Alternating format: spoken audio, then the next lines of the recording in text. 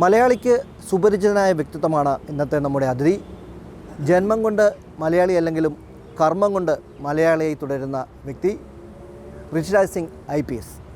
Sir നമസ്കാരം, സ്വാഗതം. ഇപ്പോൾ ഓണനാളാണ്. ഓണ ആഘോഷങ്ങളിലേക്ക് ഇത്തവണത്തെ ഓണാഘോഷം എങ്ങനെയാണ്? എന്തെങ്കിലും പ്ലാനായിട്ടുണ്ടോ അതോ സാധാരണ രീതിയിലുള്ള ഓണാഘോഷമായി മുന്നോട്ട് പോകുമോ? എങ്ങനെയാണ്? പ്ലാൻ ഇല്ല. ഇവിടെ ഒന്ന് രണ്ടാൾ സദ്യത്തിന് വേണ്ടി വിളിച്ചിട്ടുണ്ട്. അത് ഓണത്തിൻ്റെ ഒരു മുഖ്യമായ ഒരു പരിപാടിയാണ് ഈ സദ്യ. അത് പോയി കഴിക്കാം. കുറേ പുതിയ സിനിമകൾ വരുന്നുണ്ട്, അത് പോയി കാണാം. ഇതാണ് നമ്മുടെ ഓണം സ്റ്റൈൽ. ഓണം നമ്മൾ ആഘോഷിക്കാനുള്ള വഴി എന്നെ സംബന്ധിച്ചിടത്തോളം ഇതാണ്. മലയാളി അല്ലാതെ ഒരാൾ കേരളത്തിലേക്ക് എത്തുന്നു, ഔദ്യോഗിക ജോലിയുടെ ഭാഗമായിട്ടെത്തുന്നു. അതിനുശേഷം ആദ്യത്തെ ഒരു ഓണം അതെങ്ങനെയാണ് സാറിന് ഓർത്തെടുക്കാൻ പറ്റുന്നത്? അന്ന് വന്നതിന് ശേഷമുള്ള ആദ്യത്തെ ഒരു ഓണാഘോഷം എന്ന് പറയുന്നത് അതും തന്നെ നെടുമങ്ങാടിലായിരുന്നു എന്ന് പറയാം. നെടുമങ്ങാടിൽ പിന്നെ ഞങ്ങളുടെ കൂടെ ജോലി ചെയ്യുന്ന ഓഫീസേഴ്സ്, ഐസക്, ഒരു സർക്കിൾ ഇൻസ്പെക്ടർ ഐസക്, ഒരു സബ് ഇൻസ്പെക്ടർ ഹരിദാസ്, ഇവരൊക്കെ ആണ് പിന്നെ എന്നെ വിളിച്ച് നമ്മുടെ ഒരു നമ്മുടെ സദ്യൻ്റെ ഏർപ്പാട് ചെയ്തു. SP സാർ വിളിച്ചായിരുന്നു, നമ്മുടെ ഭാഗ്യനാഥൻ നടാര സാർ. സോ ആ രീതിയിലാണ് നമ്മുടെ ഇതൊക്കെ നമ്മുടെ ആ ഓർമ്മയാണ് എനിക്ക് ഇനിയും വരിക. ഓണസദ്യയിൽ വിഭവങ്ങളാണ് ഏറ്റവും പ്രധാനം. അതുപോലെ തന്നെ നമ്മുടെ ഇവിടെയുള്ള ഓണസദ്യയിലെ വിഭവങ്ങളാണോ അതോ മറ്റേതെങ്കിലും വിഭവങ്ങളാണോ ഏറ്റവും പ്രധാനപ്പെട്ട ഇഷ്ടം എന്ന് പറയുന്നത്? എൻ്റെ ഭാര്യയും പിന്നെ 2 കുട്ടികൾക്ക് ഈ ആഹാരം നമ്മുടെ പൊതുവെ കേരളത്തിൻ്റെ ആഹാരം വളരെ അവർക്ക് ഇഷ്ടമാണ്. എന്നേക്കാൾ കൂടുതൽ അവർക്കാണ് ഇഷ്ടം. മക്കളിപ്പോൾ അതിന് കുറച്ച് കഴിഞ്ഞിട്ട് ഞാൻ ഡൽഹിയിലും പോയിരുന്നു, ബൊംബെയിലും പോയിരുന്നു. അപ്പോൾ അവർ ഇവിടെ ജനിച്ച് വളർന്ന കുട്ടികളായതുകൊണ്ട് അവർക്ക് മലയാളം ഭാഷ നന്നായിട്ട് അവർക്കറിയാം. ഒരാൾ US ഉണ്ട്, ഒരാൾ രാജസ്ഥാനിലും ഉണ്ട്. അമ്മ അവിടെ അടുത്തുണ്ടെങ്കിൽ എന്ത് ഉണ്ടാക്കണം ചോദിച്ചാൽ അവർക്ക് ആ ചോറ്, അതായത് നമ്മുടെ കേരള വിഭവം, കേരള ചോറുണ്ടല്ലോ, കുത്തിരി ചോറും സാമ്പാറും കിട്ടിയ കൊള്ളാവുന്നതാണ് അവർ പറയാം. കേരളത്തിലെ ഭാഷ എന്ന് പറയുന്നത് അത് ഇപ്പം സാറ് 4 പുസ്തകങ്ങൾ വരെ എഴുതിയിട്ടുണ്ട്. ആ ഒരു രീതിയിലേക്ക് ആദ്യം വരുമ്പോൾ സംസാരിക്കാൻ പോലും അറിയാതെ എത്തി, റെയിൽവേ സ്റ്റേഷനിൽ നിന്ന് പോകേണ്ട സ്ഥലം പോലും പറയാൻ ബുദ്ധിമുട്ടിയ ഒരു സമയമുണ്ടായിരുന്നു. ഞങ്ങളുടെ പ്രൊമോഷൻ വരെ 2 പരീക്ഷകളുണ്ട് PSCൻ്റെ. ആ പരീക്ഷ പാസ്സായാൽ അടുത്ത പ്രൊമോഷൻ കിട്ടുമായിരുന്നു. ഇപ്പോൾ ഇത് അങ്ങനെ ഒരു പരീക്ഷ ഉണ്ടാവുമെന്ന് കരുതി നമ്മുടെ ഒരു ടീച്ചർ വെച്ചു. ടീച്ചർ വെച്ചിട്ട് ഒരു അമ്മ, അച്ഛൻ, ഇതൊക്കെ ആ രീതിയിലാണ് നമ്മൾ പഠിച്ചത്.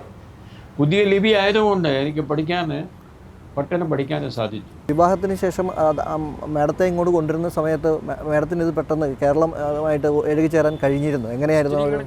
ഇത് ആദ്യത്തെ പഠിക്കാനുള്ള ആവശ്യം ഉണ്ടാവുന്നത്. കാരണം പച്ചക്കറി ഉണ്ടാക്കണമെങ്കിൽ അത് ഒരു നമ്മളാളൊക്കെ എന്തൊക്കെ വാങ്ങണമെന്ന് പറഞ്ഞിട്ട് അത് മലയാളത്തിൽ പറഞ്ഞില്ലെങ്കിൽ പോലും കാര്യം നടക്കില്ല. അവർക്ക് ഓർമ്മ ഉണ്ട്, എൻ്റെ വൈഫ് ഈ വെജിറ്റബിൾസിൻ്റെ ഒരു കുട്ടികളെ പഠിപ്പിക്കാനുള്ള ഒരു ചാർട്ട് വാങ്ങി. പൊട്ടാറ്റോ ഇത് 2 കൊണ്ട് വന്നാൽ മതി. ജോലിക്കാരെന്നോട് സാധനങ്ങൾ വാങ്ങാൻ വേണ്ടി പുറത്തയക്കണമല്ലോ. ഇത് 4 കൊണ്ട് വന്നാൽ ചാർട്ട് കാണിച്ചു കൊടുക്കും. ചാർട്ടെ തൊട്ട് കാണിക്കില്ല. മലയാളം പഠിച്ചത് തന്നെ ആ സിനിമ കണ്ടുകൊണ്ടാണെന്ന്, മലയാള സിനിമയിലേക്ക് എത്തിക്കൊണ്ടാണെന്ന്. സിനിമ കൊണ്ട് മാത്രമാണ്. ഞങ്ങളുടെ DIG സുകുമാരൻ നായർ സാർ പറഞ്ഞു, നിങ്ങളുടെ കീഴിൽ ജോലി ചെയ്യുന്ന ഉദ്യോഗസ്ഥരോട് മലയാളത്തിൽ സംസാരിക്കുക, സിനിമ കാണുക. സംസാരിക്കാനുള്ള നിങ്ങളുടെ മലയാളം നിങ്ങളുടെ 1 മാസത്തിൽ നിങ്ങൾ റെഡിയായി പിടിച്ചു. അങ്ങനെയാണ് സംഭവിച്ചത്. എന്നാൽ ഇഷ്ടപ്പെട്ട സിനിമകൾ ഉണ്ടാവും. ഈ അടുത്ത കാലത്തിൽ ഒരു ബാലൻ സിനിമ ഉണ്ടായിരുന്നു, ചിന്ന ആശൈ. ഇതൊക്കെയാണ് ഈ അടുത്ത കാലത്തിലുണ്ടായ സിനിമ. വിശേഷം, കിഷ്കിന്ധാകാണ്ട്. മലയാളം പോലെയുള്ള വൈവിധ്യം സിനിമയിൽ വെറൈറ്റി കിട്ടാൻ ഇന്ത്യയിൽ മാത്രമല്ല, യൂറോപ്പും അമേരിക്ക, ഹോളിവുഡിലും ഇല്ല. ശ്രീ ഔദ്യോഗിക ജീവിതത്തിലേക്ക് വന്നു കഴിഞ്ഞാൽ 37 വർഷത്തെ സർവീസാണ് കേരള കേഡറിൽ അങ്ങേക്കുള്ളത്. വിവിധ വകുപ്പുകളിൽ വിവിധ സ്ഥാനങ്ങളിൽ വഹിച്ചു. ആ സ്ഥാനങ്ങളൊക്കെയും തന്നെ കൃത്യമായി കൈകാര്യം ചെയ്യാൻ കഴിഞ്ഞിട്ടുണ്ട്. പല ഭരണാധികാരികളാണ് ആ സമയങ്ങളിൽ നേതൃസ്ഥാനങ്ങളിലുണ്ടായിരുന്നത്. അവർക്കൊപ്പം നിന്ന് പ്രവർത്തിക്കാൻ കഴിഞ്ഞു. ഓരോരുത്തരോടുമുള്ള ഒരു എക്സ്പീരിയൻസ് എങ്ങനെയായിരുന്നു? ഒപ്പം തന്നെ ആരെയാണ് സാറിന് ഏറ്റവും ഇതായി തോന്നിയിട്ടുള്ളത്? Karunakaran sir, Nayanar sir, Oommen Chandy sir, Achuthanandan sir, Pinarayi Vijayan sir അവർക്ക് കീഴിൽ സർവീസിലുണ്ടായ സമയത്ത് നമ്മൾ ജോലി ചെയ്തു. AK ആൻ്റണി സാറ്, പിന്നെ അത് ഇപ്പോൾ VD സതീശൻ സാറൊക്കെ ഉണ്ട്. അപ്പോൾ നമ്മളെ കൊണ്ട് മറ്റേ ആളുകളെ ഇവിടുത്തെ ആളുകൾ കൊണ്ടോ അവരെന്ത് പ്രതീക്ഷിക്കുന്നു എന്ന് എനിക്കറിയില്ല. കേരളത്തിന് പുറത്ത് വന്ന ആളുകളെ കൊണ്ട് ഏത് ചീഫ് മിനിസ്റ്റർ ആയാലും അവർ പ്രതീക്ഷിക്കുന്നത് നമ്മളൊന്നും മുഖം നോക്കാതെ നടപടി എടുക്കണമെന്നാണെന്ന്. ഇത് പുറത്തെ ആളുകൾ എന്തെല്ലാം പറഞ്ഞ് നടക്കുന്നത് അത് ശരിയല്ല. അവർക്ക് അറിയാം ഇയാൾ ഇവിടുത്തെ കാരണമല്ല. അപ്പോൾ അവർ ഏതൊരു സ്ഥലത്തിൽ പോസ്റ്റ് ചെയ്യുകയാണെങ്കിൽ അത് ആ സ്ഥലം, ആ പോസ്റ്റ്, ആ ഏരിയ നന്നാക്കാൻ ഇയാൾ പോയി അവിടെ നന്നാക്കട്ടെ എന്ന ഉദ്ദേശം അവർക്കേ ഉള്ളൂ. നമ്മളത് പോയി ചെയ്താൽ മതി. അപ്പോൾ ചീഫ് മിനിസ്റ്റർമാരും അഡ്മിനിസ്ട്രേഷനും നോക്കുന്നത് എക്സൈസിൽ വല്ല ഇയാൾ പോയാൽ ഇവിടെ എക്സൈസ് നന്നാക്കട്ടെ, കറണ്ട് മോഷണം കൂടുന്നു, ഇയാൾ വെച്ചാൽ ചിലപ്പോൾ കറണ്ട് മോഷണം കുറയട്ടെ എന്നാണ് അവരുടെ ചിന്ത. അത് നമ്മൾ പോയി ചെയ്താൽ മതി. അതിനകത്ത് ഒരു കറണ്ട് മോഷണം കുറയ്ക്കാനാണ് പറഞ്ഞിട്ട് ആരും ഏറ്റവും കൂടുതൽ എതിർക്കുമില്ല. 700 കോടി രൂപയുടെ ലിക്വിഡ് ക്യാഷാണ് നമ്മൾ വാങ്ങിയത്. Everybody will be happy. വലിയൊരു വെല്ലുവിളിയായിരുന്നു ഈ ഓരോരോ വകുപ്പുകൾ മാറി മാറി വരുമ്പോഴെല്ലാം. ഒരുപാട് കാര്യങ്ങളുണ്ട്. അപ്പോൾ ട്രാൻസ്പോർട്ട് കമ്മീഷണർ നിയമങ്ങളെല്ലാം ഉണ്ട്, ആക്ട് ഉണ്ട്, ട്രാൻസ്പോർട്ട് ആക്ടിൽ ചാർട്ടർ ഓഫ് ഡ്യൂട്ടീസ്. ഇവിടെ കോൺസ്റ്റബിൾ ആയാലും, സബ് ഇൻസ്പെക്ടർ ആയാലും, തഹസീൽദാർ ആയാലും, വില്ലേജ് ഓഫീസർ ആയാലും, കളക്ടർ ആയാലും, SP ആയാലും, DIG ആയാലും, ട്രാൻസ്പോർട്ട് കമ്മീഷണർ ആയാലും, എക്സൈസ്, അവർക്ക് എല്ലാവരും ഒരു ചാർട്ടർ ഓഫ് ഡ്യൂട്ടി ഉണ്ട്. അത് കഴിയുന്നവരെ നടപ്പാക്കിയാൽ മതി. മുഖം നോക്കാതെ നടപടിയെടുക്കുന്ന ഒരു വ്യക്തിയാണ് അങ്ങ്. അത് CDയുടെ റെയ്ഡാണെങ്കിലും ഇല്ലെങ്കിൽ സാറിൻ്റെ ഏത് വകുപ്പുകൾ അന്ന് സാറ് കൈകാര്യം ചെയ്തിട്ടുള്ള ഓരോ വകുപ്പുകളിലും വ്യത്യസ്തങ്ങളായ രീതിയിൽ ഇടപെടൽ നടത്തിയിട്ടുണ്ട്.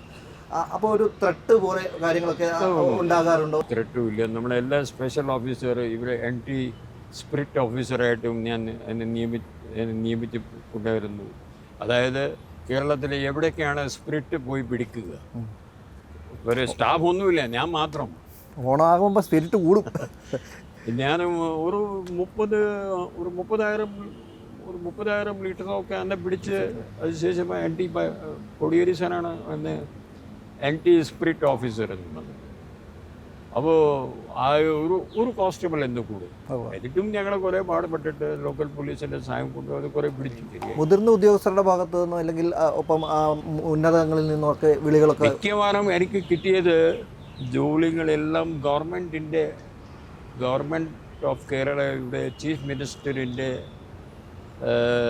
ഓർഡർ അനുസരിച്ചാണ് എനിക്ക് പോസ്റ്റുകൾ കൂടുതൽ കിട്ടിയിരിക്കുന്നത്. ഏറ്റവും വലിയൊരു ദൗത്യമായിരുന്നു മൂന്നാർ പോലെയുള്ള ദൗത്യം. മൂന്നാറിൻ്റെ കാര്യത്തിൽ സംസാരിക്കാൻ എനിക്ക് പറയാൻ പറ്റില്ല. കാരണം ആ കേസുകളെല്ലാം ഇനിയും കോടതിയിൽ കിടക്കുകയാണ്. Anything which is pending before the court നമുക്ക് സംസാരിക്കാൻ പാടില്ല. അങ്ങനത്തുള്ള ആക്ഷൻ്റെ പേരിൽ നിരവധി പേരുകളുണ്ട്. ഇപ്പം അങ്ങേ സിംഗം എന്ന് വിളിക്കും, പുലി എന്ന് വിളിക്കും.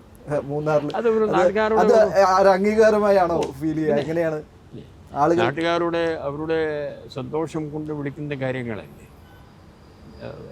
ഈ രീതിയിൽ ജോലി ചെയ്യുന്ന ആളുകൾ പല സ്ഥലങ്ങളിലും ഉണ്ട്. ലോ ആൻഡ് ഓർഡർ അതിലേക്ക് അങ്ങേക്കൊന്നും നമുക്ക് കാണാൻ കഴിഞ്ഞില്ല. അത് നമ്മുടെ ഒരു അത് ഒരാളല്ലേ പോകാൻ പറ്റുള്ളൂ.